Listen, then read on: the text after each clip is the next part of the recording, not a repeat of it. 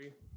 Hello, everyone. Welcome to another episode of White Belt MMA podcast, and it's an absolute honor to have on the show Darrick Minner, who just recently just came off his big win February 20th against Charles Rosa. And my man, how you doing? I'm good, man. Just chilling, man. Getting next week starts the grind back up. So, took a little chill week. So yeah, no, that's about it. Yeah. So like, what does that entail, right? Like after a big win, is it just a bunch of cheeseburgers, a bunch of food, just indulging in food, or is it kind of one of those just lay low with the family and just chill for a little bit? It's more like a lot of it. I don't not much cheeseburgers and shit, but I love my junk food, man. I'm sugar fiend, so a lot too much sugar the first 3 or 4 days, and then my stomach starts hurting, so I lay off it, and then slowly get back. Like I only practice. I think I practiced 2 or 3 light workouts this week. I'm still pretty sore, just getting recovery injuries and just hanging out with the fam, man. Any food of choice though, like the one that, yeah, I know you said a lot of sugar. So is there one that you're just like, hey, this is the one that I absolutely have to have right after my fights? Ice cream, man. Ice Ice cream is cream. my I'll go to. I don't usually not too picky on what it is.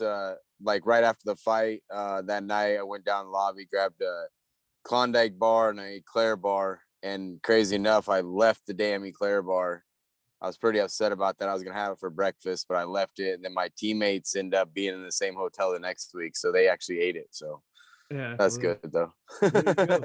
And like speaking of your teammates, my man, so like you train at Glory MMA, with James Krause out the hand, and then yesterday Kevin Kroom fight, and like we had Kevin Kroom like previously on the show, but like he still put on a good performance regardless of the result. But like we all know that he's gonna bounce back. So like I've been meaning to ask you about this. So you actually trained somewhere else before going to Glory MMA, and like you've actually faced some of Glory MMA's fighters before joining their team. So how is that like, joining the team and then actually, practicing with like individuals you faced in fights before? Man, the craziest part about that, like, so I've always trained in Omaha Premier Combat Center, and then I would always go away from my camps, whether like when I've just been to a lot of different camps. And then recently, the last one, I ended up, I had my debut against Grant Dawson, my UFC debut, who's a Glory MMA fighter. Mm-hmm. And then I pretty much, the last fight with TJ Laramie, I called up Krause because there was some crossing conflict on where I was doing my camps to Vegas previously. And I called Krause and asked him pretty much if he wanted to be my head coach because, I wanted to try camp with him. And within that first 3 weeks, I knew that was my home, and that was probably my home for the rest of my career. So, yeah. As far as going with those guys, man, it's all left in the cage for me. Shit, when I was an amateur, I fought Kevin Gray, who's actually my business partner in Minner Gray Performance. So like, and we started training together right after. So like, I've always done that a lot, like, because I mean, what's better way, you've already shared the cage with somebody. And then plus James Krause knew me from the other side of things. Like he was game planning for me. He knew all his holes and knew all my holes, knew everything. And so we're really able to like take me back to not square one. I mean, I'm a skilled fighter, before I got there, but he's really helps organize my game, really helping me with my fight IQ and where he seen was the biggest mess ups before I got with him, for him game planning for me. So yeah, it's been a crazy journey, but yeah, we push each other every day. So it's cool. Definitely. And then like in the atmosphere of the place though, because like you said, it's like you had your teammates there this week. James Krause is still going to be there next week because of Megan Anderson. So especially, when like someone's getting ready for a title like Megan, right? Does the vibe of the whole atmosphere of like the whole gym, like, kind of stays the same, or does it ramp off a little bit? So, when I came down there for TJ Laramie, not a lot of guys had fights coming up. So they were able to like go with me and push me because it was 3 or 4 weeks notice, make sure I was in shape, but then like do their own thing, because they didn't really have to push hard because they had fights. But everybody's always working hard in there, but this last fight camp, I was the second of like 8 guys that had fights coming up. And in the only the UFC fighters, we have a lot of other guys have fights coming up in other shows and stuff like that. And so like that, the vibe in the gym, everybody's working hard, everybody's got same common goals, and like, you know, we're all getting ready for fights. It's just a different type of atmosphere than you see at any other gym, just because like it's a big family, man. It's like, it's crazy. Like the vibe and the culture that James Krause keeps in there is pretty awesome. Yeah, and definitely, like you said in the press conference, right? James Krause is definitely making a bid for Coach of the Year, so you know he's already pulling off some good results. Yeah, man. He's you know, I don't know, man. You've ever seen how many guys build these guys up from square one? Like I came to him, you know, I already have my skills, but look at all the guys that are coming through him that that just are coming through Glory MMA for like have been there their whole careers. You know, you're gonna start to see a lot more of those guys coming in the next few years. But yeah, and then like for a vet like me, for me, like I'm still learning, like, which is crazy. I was stagnant for like 3 or 4 years where I felt like I didn't know what the hell. Like I felt the same type of fighter, you know, and maybe it's my own stubbornness and whatever, not reaching out soon enough, or you know, not going way long enough for camps. But like I'm really starting to learn again. My game's getting put together. My fight IQ is growing, and I owe a lot of that to the majority of that to James Krause and the guys at Glory. Yeah, that's awesome, man. That's awesome. So, my man, so every fighter I like to bring on here, I always like to know a little bit about their backstory. So, my man, so like I know, you know, you're a UFC fighter, you're going through your fights, and then like you know everything's pretty fast, so it's a little hard to kind of reminisce or just kind of look back at like you know your journey coming up. So, tell us a little bit about yourself. You know, like how'd you get into mixed martial arts? You know, what was the point that you were like, you know what, I'm gonna make this a career? So my journey's a lot longer than the majority of guys you probably are going to ever interview, or, you know, the guys that are in the UFC today that get in the UFC do not have journeys like myself. You know, I had 34 pro fights before I got in the cage. So I've had a long journey. How I got into MMA, well, I used to watch my high school friend Anthony Smith go up and fight on the underground circuit. You know, we grew up in the same small town, and we ran around together. And I was like 15. He was a couple years older than me, so he was going and fighting on these like underground 50 people shows when we were like, you know, in high school. And so then I always wanted to try it. I always wanted to try it. Well, a couple years went by. I wrestled 1 year in college.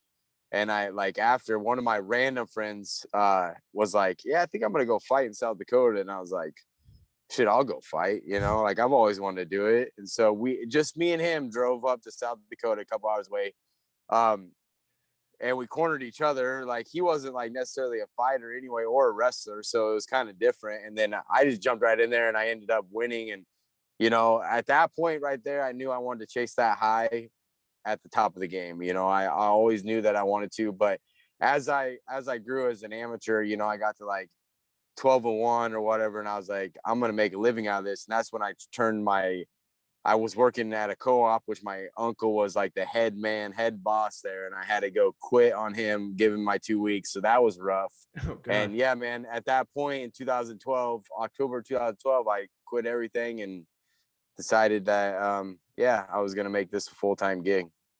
And like what, like I know you said like you had to go up to your uncle and be like, hey, I'm putting in my 2 week notice so I can go and fight. So people around you though, what were they saying? They were like, yo, Well, Darrick, are you good? Or I didn't really say it like that. I was like, hey, I'm going to go to school full time. I'm going to do this. Like I had to sugarcoat it because it was like he's a father figure to me. So like Mhm. I grew up like as him, one of my father figures. So it's like going to your dad and saying you quit something, but you really don't have a plan at all, but you got to make something up. And so I made like, I did go to school. I did get an associate's degree, but like I was just going to school so I could fucking train and fight. You know what I mean? So, yeah, I mean, my family's always been super supportive. My uncle was kind of Awesome. iffy when I quit my full-time gig, because they were like getting ready to give me promotions. They were already like, I was, you know, and so he definitely tells me I'm right now, which is crazy because like that's good to hear. You know, like, Yeah. you know, you got to venture out and you got to try. And like I just happened to fall in, you know, work hard, go into MMA, and was too damn stubborn to quit and give up. And so now here we are. So Hey, and like you said though, you created your own different interview. So like now, like you can inspire like people from like your own town, be like, yo, look at Darrick, look at what he's doing in the UFC, and like you know, I can probably achieve my own dreams as well. yeah, So man, and that's the big thing. That's what I like. I mean, man, I'm not supposed to be in the UFC when I'm not supposed to be a professional athlete. Like growing up, I can guarantee you no one ever thought I would be where I am today, no matter what it would be as successful, because I was a little asshole. We didn't really have a great name growing up. Like I had a decent name through wrestling, but like as in trouble with the cops, like all that stuff, like not me necessarily, but my family. So yeah.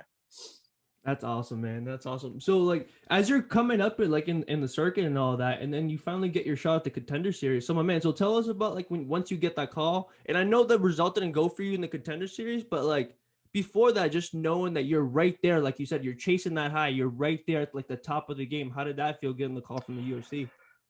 Well, the Contender Series fight, man, like I've been on the brink of the UFC for years, but then they would like tell me that, okay, we need to get that signature win, we need to get that win, we need to get this win, blah blah blah. And I would always drop them for some stupid ass reason, like I fought Chico Camus and they were like, okay, get this win, he was ranked number 11th in the world at the time and just gotten cut from the UFC, but I was cut to 35 like an idiot. Like I cut from 173 to 35 for that. And like I did that a lot just to get those big fights because they kept coming up and wanted to chase that dream. And so, yeah, man, I was always on the brink of it, but getting the Contender Series shot, I was like, okay, well, here's your shot. You're 23 or 24 and 10 at the time. I was like, or whatever I was, 24 and 8. I don't know.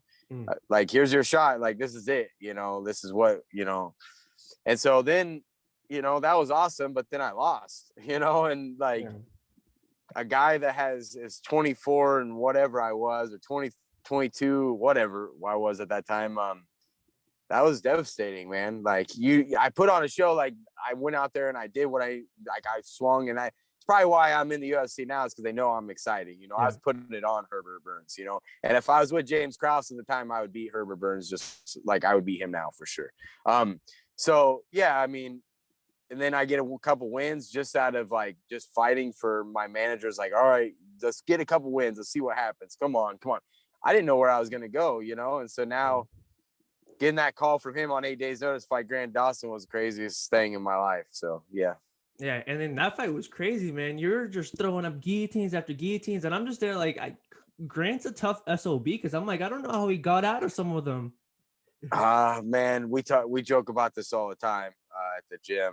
But yeah, man, his neck got performance of the night that night because I had some tight ass guillotines locked up, but I was freaking tired.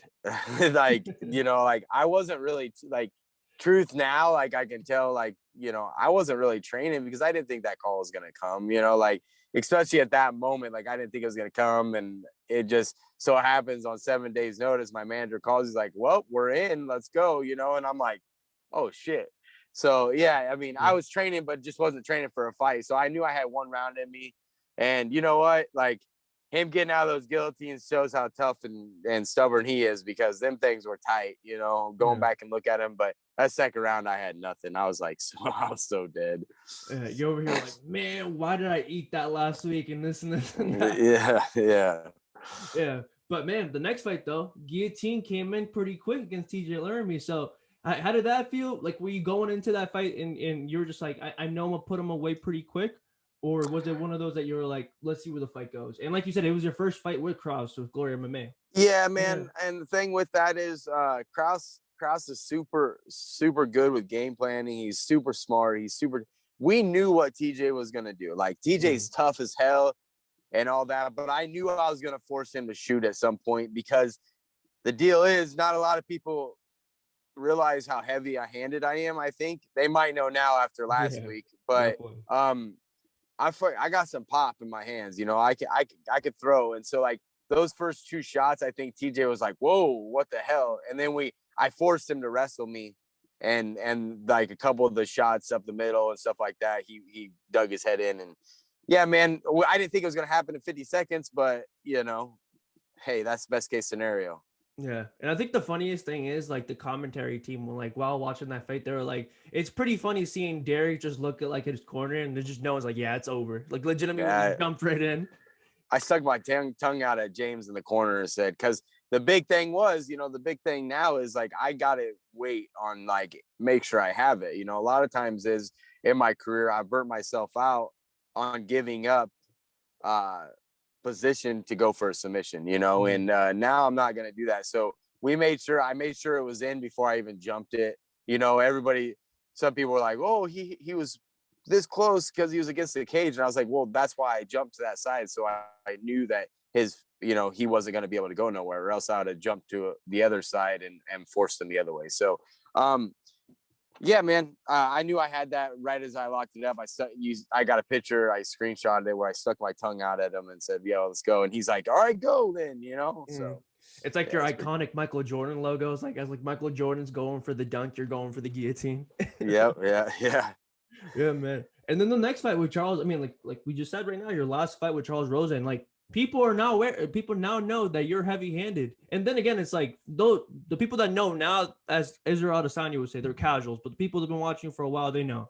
But how did that fight go, man? Like, legitimately, like, how'd you feel it? You know, as a fan, it was just pure domination. You were just beating them in every position, and it was definitely a treat to watch, especially someone that likes to practice jiu-jitsu and grappling in general. Thank you. Yeah, man. It went pretty similar to how we thought it was going to. I didn't really I knew I was better everywhere. Like, I know if I'm going in like that, Darrick Minner, like, there's not many, like, I'm going to put up a fight and I'm going to beat the majority of the guys in my division. You know what I mean? Like, and I feel like I'm only getting better. So that fight, you know, made people realize that, like, I'm not here. I busted a lot of critics, you know, like the first rounder bust, you know, I get that a lot. Like, I mean, I understand that because honestly, like, sometimes I felt like that, like, damn, what if we go past the first round, or, you know what I mean? Like, and I know I'm in shape. I know that, but like, just growing my fight IQ and all that stuff. I felt like I got past a lot of my own little humps, but a lot of putting away a lot of critics, you know, because I know what type of fighter I am, and so does my team, and so does the people around me. And and I can crack too. So, you know, we're you know, I probably could have finished it, you know, if I would have kind of stepped back and punched him a few months, but he's so damn tough. Like, man, we're talking about Grant being tough. So Charles Rosa is tough as hell too, man. That dude can take, like, even on his way down, like, as I was watching the fight a couple of times, like, as I put him on the mat with my hands in the second round, like, he's rolling right to his guard, like, trying to get his guard back. Like, he just, it's automatic for him because that's just, you know, he's done it so many times. And so, yeah, he can take it. And I knew that going into, I knew it was going to be hard to put away. And so that's why I was on top and I wasn't jumping for certain stuff, because I knew that, like, he's just going to be there come the third round. You know, I was going to have to make him, you know, just lay there and take a beating and try to hope that he can throw a Hail Mary. And, you know, he was still throwing up submissions in the third. So you got to give the dude props. I was tired as hell, though, at the end of that fight. Yeah, and like you said, like, he was just throwing up submissions left or right, and like, I think, well, I don't know if it was the end of the second or like mid third when he threw up that armbar. Like, I was honestly scared as a viewer. I was like, does he have it? But as you actually experienced it, was it tight? Like, was it like was it tight, or was it one of those you're like, it's kind of slippery and like, you know that he's not going to get it? So it was tight for about 2 seconds, but every time he threw something up, like, I was able to get my elbow past his cup so he wouldn't have it. You know what I mean? So, like, I was able to move it and just hang out there and let him think he has it and, like, try to burn himself out. But yeah, I mean, like, if we didn't know how great his armbar was, like, I might have been in trouble. But, like, I knew going into the fight how he was going to win the fight, and it was going to be because of my slip ups in that guard and him maybe throwing up, you know, an armbar or something. So, you know, for that fight, it kind of helped me a lot too, because Charles Rosa, that type of style, you know, sometimes is my kryptonite. You know, like, I will be beating somebody up for 2 rounds and all of a sudden they pull off some random submission because I'm tired, you know? So, like, I proved a lot to myself, which makes me a dangerous dude. Definitely. And I think another thing to it, like, for me as a viewer, that I'm just there like, oh my God, like, is it tight? It's the fact that James was just screaming at the top of his lungs, and especially with no fans in the middle of the facility, it just makes it a lot more, like, suspenseful. So maybe that's why as a viewer, I was just there like, oh my God, he might have it. Man, hey, and James is and the good thing about, like, having such a great coach and such a great corner is, like, I know his voice tones when it comes down to it, like, how fast I need to go and get out of something, or like it just guides you through a fight. He does what a corner's supposed to do, right? Yeah. Because everything's so automatic in there, but you also have, you know, James yelling out certain shit that he sees that you don't see, or, you know, the majority of Charles stuff, like I could feel coming on, like I've been around for a long time. So, but yeah, so great, man. Yeah, man. And now, like your next move, my man. So, like you said, like, I know you said next week you're gonna get back to it, back to training. As of right now, do you know when you want to get back into the octagon? Yeah, man. I don't like if they came at me with something in 5 or 6 weeks, like I'm probably down, you know, like but it's looking like I'm sure it'll be May, June is what they're announcing cards right now. And so that's a good timeline for me. I mean, it's already March 1st, so 2-3 months, I'm ready to go. I'm wanting to fight 3 or 4 times this year and keep the ball rolling. Definitely, man. So, my man, before we go, I gotta ask you one last question. So, for this is actually for all the like the up and coming like MMA fighters or anybody that wants to get into the highest level of the profession. As for you, that like you said, that you had a long journey, you had to go through the ups and downs. Do you have like any pieces of advice that you would give them to be like, coming up and trying to make it to the top? You know, it's just like the grind. You can't outwork the grind, man. Like you just got to stay and you got to keep your head nose. You just got to believe in yourself, you know, and get people around you that believe in you, you know, like I've had the same circle almost like, and I've added to it, but like my core guys, you know, have been with me for a long time. And they always like the guys that were in my ear before, you know, after the Contender Series loss, like, let's go, you know, you just got to have those guys in your corner because self-doubt is real, you know, and you just you don't understand, but, you know, and get yourself a guy, a James Krause, get yourself a coach. Like if you're really trying to do this, like, you know, I'm only 3 hours away. I wish I would have freaking reached out 5 years ago, you know, when I was going and trying and going to camp at everywhere else, which is fine. It makes it that much sweeter and that makes the game that much better for me. But like, if I'm telling anybody, find yourself a good team behind you, find yourself a good MMA coach and somebody that truly believes in you and knows the game, because there's a lot of fools around there in this game that think they know what they're doing. They really don't, you know, and I haven't really experienced that too much. I've just seen people believe in certain people for too long, you know. Well said, brother. Well said.